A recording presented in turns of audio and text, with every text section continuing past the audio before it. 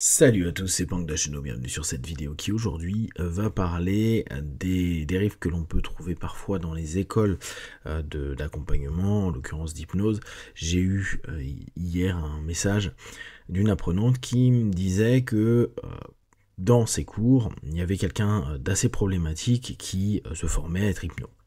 Ce dernier ayant eu des attitudes qui sont complètement problématiques dans le cadre de l'accompagnement et plus généralement dans le cadre de relations humaines, mettait pas mal les apprenants dans des situations qui étaient non ok. On le sait, hein, si on a des cas comme Miller et plein d'autres qu'on doit ne pas savoir, on se doute bien qu'il y a énormément de personnes qui sont formés à l'hypnose, à la sophro, à la PNL, à la psycho, etc., qui ont derrière eux-mêmes des problématiques peut-être de recherche de prise de pouvoir. Je vous rappelle que si on fait de l'hypnose, même si beaucoup d'hypnotistes ne l'admettront pas, il y a quand même derrière à aller chercher notre rapport au pouvoir, à la prise de contrôle, que ce soit agréable ou pas.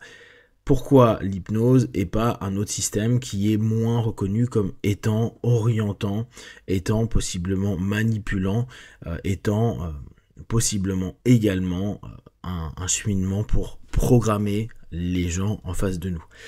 Encore plus quand on va dans des cheminements qui sont potentiellement indirects, parce que on sait que la personne en face de nous n'est pas au courant de l'ensemble du système qu'on met en place, on le voit avec la PNL, et on cherche à utiliser des leviers d'influence. Alors bien sûr, il n'y a pas qu'en PNL, en hypnose qu'il y a ça, hein. Je vous rappelle tous les leviers partagés par Cialdini notamment, et l'emmener pour aller dans une direction qui est la nôtre.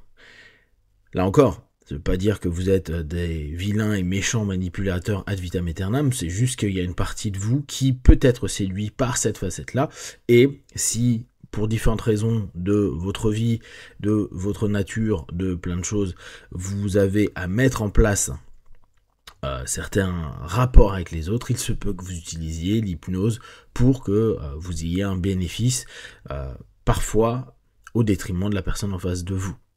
Le win-win, il n'est pas toujours le cas, notamment pour ceux qui connaissent un petit peu le conversationnel, que je vais mettre sous la case PNL, et où on sait que les personnes qui ont fondé ça, Bandler Grinder, et ceux qui ont diffusé ça, notamment Diels, avaient vraiment une intention bien spécifique de pouvoir faire changer l'état d'esprit pour vendre des coachings, pour vendre des produits ultérieurement, etc. etc.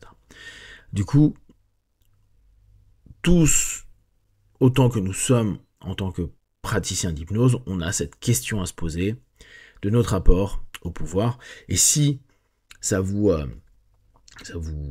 agace de m'entendre dire ça, ce qui est possible, parce que vous êtes venu à l'hypnose, parce que vous avez vécu une séance d'hypnose qui vous a changé votre vie, posez-vous quand même la question de voir pourquoi ça vous stresserait de simplement penser que oui, avec l'hypnose, il y a énormément de manipulation et que c'est un monde où la manipulation est quelque chose de prégnant, qui est même historique dans notre façon de voir les choses, et que la notion de prise de pouvoir est quelque chose de présent, qu'importe la forme que vous allez faire, mais là on pourra le retrouver dans plein d'autres disciplines.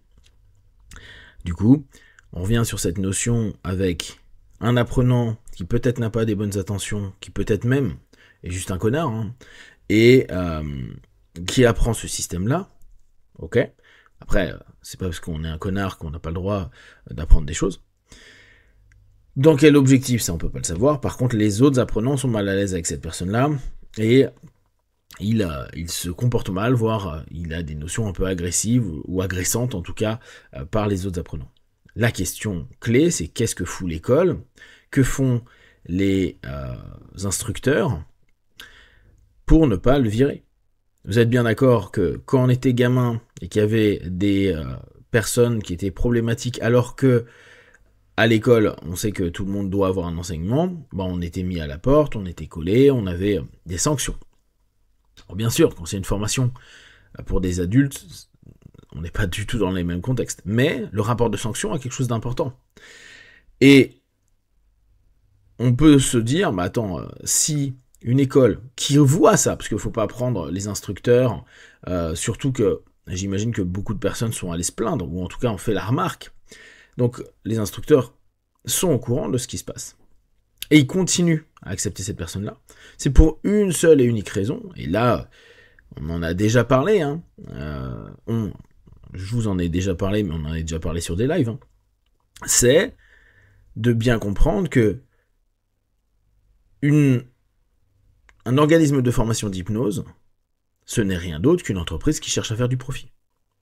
Croire que la priorité d'une entreprise d'hypnose, c'est de faire en sorte que le développement de ses apprenants en tant qu'accompagnants se passe le mieux possible pour qu'il y ait un mieux-être des personnes en souffrance, c'est donner beaucoup de mérite à une structure qui vend très cher, prend beaucoup de personnes et, là en l'occurrence, ne va pas être capable de rompre un contrat et dire bah c'est fini, on te rembourse, ou on te rembourse en partie parce que tu as fait juste une partie de la formation, et on ne veut pas que tu continues.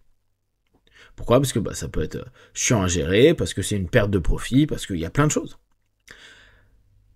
Quand on m'a posé donc la question de dire mais pourquoi ils ont laissé faire ? On se rend bien compte que les instructeurs ou l'établissement qui forment des personnes à être dans l'écoute, qui forment des personnes à avoir une attention particulière à la souffrance, au mal-être, au malaise, de pouvoir trouver des solutions positives, là, il n'y a aucune solution qui est trouvée. Donc, il y a un manque de congruence complet, parce que monnaie. Ne gardez pas l'image de « tiens, il y a des gens avec plein de bienveillance qui me forment parce qu'ils veulent que l'hypnose se diffuse ». Pour beaucoup, alors c'est sûr qu'il y en a qui ont cette idée-là, mais pour beaucoup, ce qui est le plus important, c'est le développement à long terme de leur entreprise, de leur chiffre d'affaires, que ça puisse continuer, qu'il y ait un réinvestissement financier pour faire de la pub et faire d'autres activités, mais que derrière, il y ait toujours plus. Hein. On est vraiment dans une notion de la source de profit est l'élément le plus important. Ce n'est pas la formation et la qualité de la formation, ni même l'attention portée aux personnes qui viennent se former qui est le plus important. D'ailleurs, un des feedbacks classiques de beaucoup de personnes, c'est de dire, une fois que la formation est terminée, hormis recevoir des news pour dire vous pouvez faire d'autres modules parce qu'on en a créé d'autres, la plupart du temps, il n'y a pas de suivi, ce qui peut être normal quand les gars ont énormément de gens à former, mais il n'y a parfois même pas de réponse par rapport à des questions que les personnes se posent dans leur pratique, ce qui là peut être un peu plus embêtant et problématique. Du coup, la notion de il y a des gens qui peuvent apprendre l'hypnose et poser problème à d'autres apprenants, là encore, c'est peut-être un bon moment de montrer une forme de médiation, de montrer ce que ça fait ressurgir chez les personnes. Il y aurait pu avoir plein de stratégies pour essayer de comprendre pourquoi cette personne qui a eu plusieurs plaintes de la part d'apprenants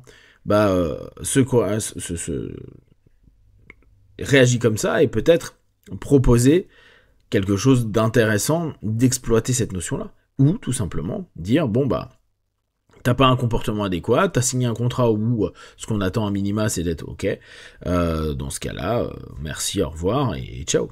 Ce qui n'a pas été le cas. Cette personne a été certifiée par l'entreprise et du coup maintenant c'est un opérateur. Et après on se dit, ah ouais mais il y a quand même des cas ou des problèmes dans les comportements des praticiens, là on va prendre d'hypnose, hein, et il y a malheureusement des agressions, etc., etc. Ouais, c'est pas parce que les gars ont été formés qu'ils ont été vérifiés. J'ai envie de dire, 99% des personnes qui vont faire des formations ressortiront avec un certificat. Vous avez payé votre certificat. Même si vous faites un petit examen, vous avez payé votre certificat. Du coup, tout le monde peut l'avoir. Et tout le monde peut donc être formé jusqu'au bout. Il y a quelque chose à se poser là-dessus, à savoir, est-ce que le profit, et si c'est un profil par-ci par-là, c'est pas grave, tu perds ton millier ou tes 3 1000 euros, c'est pas grave. Vaut le coup, alors que ça va mettre à mal tout le monde, et peut-être à terme, même ses propres consultants. Ça, c'est à voir. Dites-moi ce que vous en pensez. Et si vous avez des questions et des remarques, partagez-les sur Facebook, YouTube. J'y répondrai le plus rapidement possible. Comme d'habitude, de tout ce que je propose, ne prenez que ce qui est bon et juste pour vous. Testez, observez, analysez et concluez. Be one. Ciao.